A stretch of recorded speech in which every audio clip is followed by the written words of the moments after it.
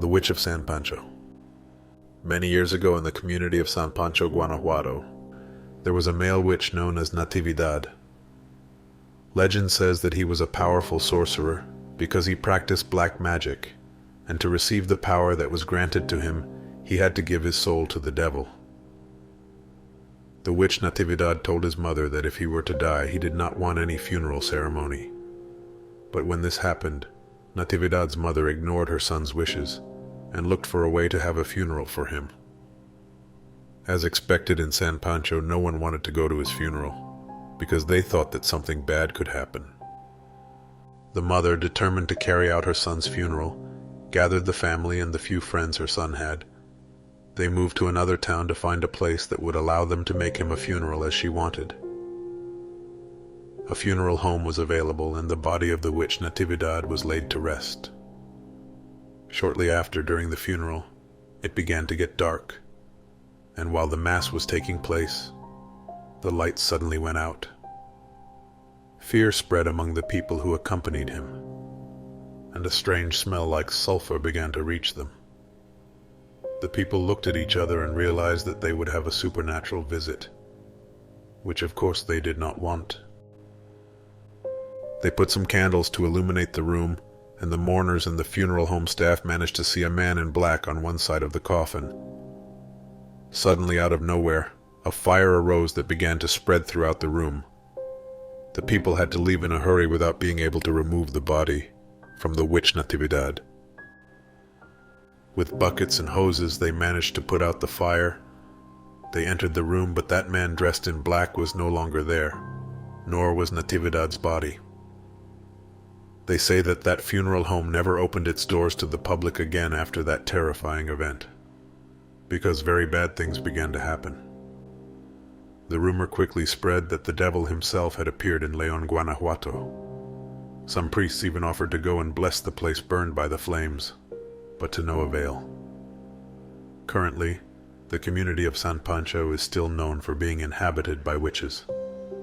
The local people comment that the son of the witch Natividad inherited the powers, and there are those who have approached the son because they say that he has the ability to heal people.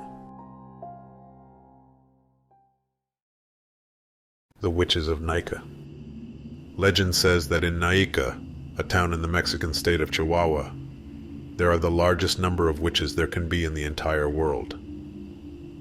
After 10 p.m., the streets of Naica are completely empty, since at that time, balls of fire the size of a soccer ball begin to emerge from the abandoned mines. These mysterious fireballs are the witches that hide under this appearance, to roam the skies and try to catch an unsuspecting person who is not hidden in their home. The most famous story is that of Montserrat, a young girl of just 16 years old, who worked with the town baker so she could help her parents. One afternoon, Montse, as she was known, leaving work, she decided to go to the lake to admire the beautiful moon reflected in the water. Time passed, and the sound of the bells resonated throughout the town, warning the inhabitants that it was the witching hour. However, the young Montserrat would not be able to return to her home, so the witches managed to trap her without leaving a trace of her, to finally turn her into a new witch of Naica. Although all the residents searched for the girl, they were unable to find her. It was not until much later that some people claimed to have seen her at the lake, but her beauty had disappeared, and she was now a totally different woman, horrible looking and deformed. There are other legends regarding witches in Mexico, however. Naica is called the capital of witches, due to the large number of beings of this type that live there. Would you dare to go out at night in this town? La Pascualita. This legend was born with the arrival of this figure with a slender, long, and extremely elegant body to the windows of this bridal business in March 1930. At that time, the figure caused an impact due to the realistic features and finishes it had, both on the face and the entire body. The glass eyes, eyelashes, and authentic human hair gave him that touch as if he were a real person. It is said that some employees of this store have seen her cry and even move, causing them to quit their jobs. Other people say that as they passed by on the street, this figure smiled at them. Legend says that after this mannequin arrived at the store, Doña Pascuala's daughter died after being bitten by a black widow just before her wedding day. Later it is said that Doña Pascuala ordered her body to be mummified to preserve it, and in this way always has her daughter close to her, putting her wedding dress on her and displaying her as a mannequin in her store. An employee who saw her without the dress stated that the body was not that of a mannequin, and that only trusted employees were allowed to change her clothes. La Pascualita, as this mannequin is known, is located in the store La Popular, located at 803 Guadalupe Victoria Street, in the downtown area of the city of Chihuahua. What do you think about this figure? Would you dare to visit the store? The possessed elf Balbino. In the Campeche community known as El Cayal, a doll was sent which arrived along with other toys, due to a donation that was made to benefit the local children. The doll had a somewhat gloomy appearance, and as expected, none of the children picked it up. Since no one wanted to take it, the doll ended up in the trash can. Later, a man passing by the place noticed the doll and felt slightly sad about it, so he decided to take it with him. Poor man had no idea what he was taking home, because it was a possessed doll. Once the man arrived home with his doll, he left it outside at the entrance of his home. When it got dark, the neighbors who were passing by noticed that the doll was greeting them, or sticking its tongue out at them, which made a strong impression on people. The doll, called Balbino by its owner, on several occasions, was not where he had left it. Sometimes it appeared in a rocking chair, or inside a flower pot, and when he could not find it, he felt a sensation that someone was watching him. After the various paranormal events, Balbino's owner decided to take a healer to his home, analyzed the doll for a moment, and told the man that it was being possessed by an alux. The aluxes are tiny mythological beings very similar to what we know as goblins.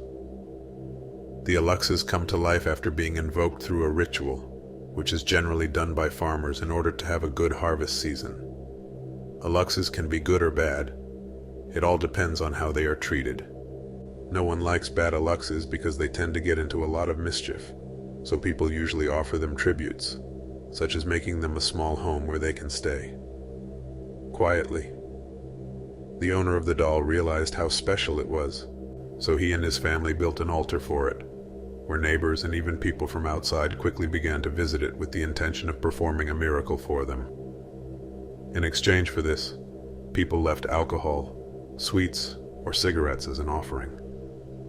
People who have seen the Balbino doll come to life say that it has the power to increase their height up to 3 times its size. On the other hand, while some people have had a good experience meeting the Balbino doll, others have had unpleasant experiences.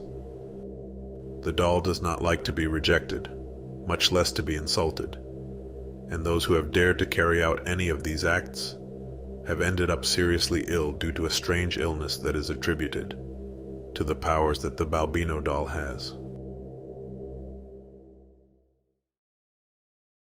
Mijango's house, the house of the hyena. Some stories hide sinister phenomena, but there are also other very sad and real ones.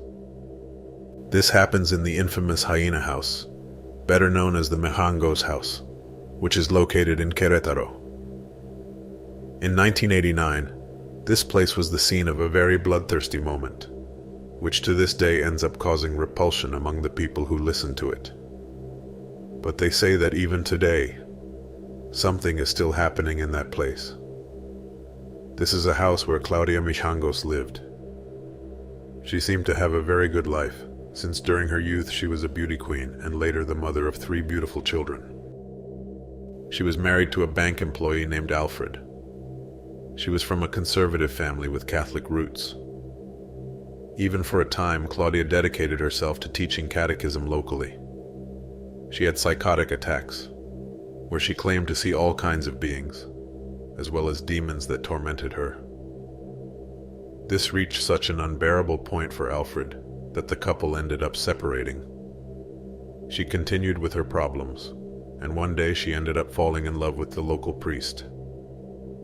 But in her condition, this ended up being more of an obsession. She knew him because the priest was in the same place where she taught. The details are unknown, but it is said that she attempted to approach him, and she found herself rejected due to her work as a church father. She, totally upset, returned home, took a knife, and ended up killing her 3 children. All in a brutal way that not even in the most remote nightmares one would think that a mother would do something like that. In fact, it is said that the neighbors were hearing the screams, but they did not know what was happening at the time. In the end, the issue is that no one could react in time, and it ended the lives of the little ones. She was eventually caught by the authorities and prosecuted for the crime. She was diagnosed with schizoaffective disorder and temporal lobe epilepsy. For this reason, she was only sentenced to 30 years in prison, the maximum penalty for a crime of this type in Mexico at the time. Last April 2019, Claudia's sentence ended. Although she is still being evaluated for psychological problems, she could remain in the psychiatric hospital. She has stated that she would like to regain control of the house so she can spend the rest of her days there. Currently, the house is abandoned. Her house is known this way because of the brutality with which she killed her little ones, and many know her as the Hyena. It is a very macabre and abandoned place, where neighbors claim that to this day, voices, footsteps, and even screams can be heard coming from the house. Some even claim to have seen children peeking out of the windows. Many think that everything is because of all the negative energies that were in that place, which causes the pain to continue to spread to this day. The Mijango's house is officially closed, but for years many people have entered to satisfy their curiosity, and others to perform some dark rites. Many people who have entered claim that they can hear children's laughter and footsteps on the upper floor, as well as a very negative energy from the first moment you set foot in it. Let me know in the comments what you think of this case. Thanks for listening to these stories. If you enjoyed it, I'd appreciate it if you gave your thumbs up, and I invite you to subscribe to listen to more terrifying stories. A lot of content is coming. Let's spread the darkness of the horror sector. I'm Glenn. Thanks for watching.